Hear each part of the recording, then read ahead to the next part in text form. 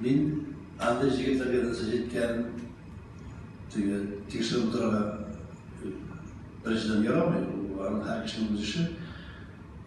Mana bu xalqqa narsa kerak deb yoptiring. Shu xalqqa narsa bilan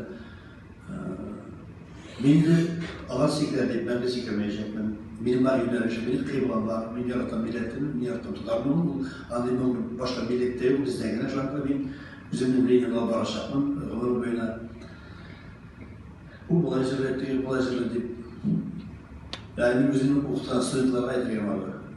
Ne kişi o şuraya jılatasınız, ne kolay tez deyip. Bunun kişi arasında kişi bu tarafa şeyini herkese bana bir hastane değil, düşünceli bir değil.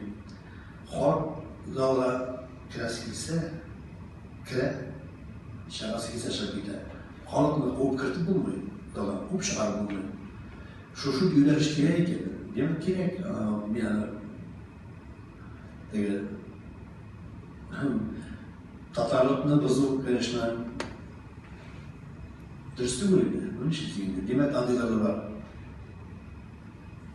Olsun varsa da olsun, soyamalara ne olsun. İlk korkan cümleti, anamete evliler şunu diyor ya, sanırlar. Ben evliler niçin görüyorlar bilen, çünkü yani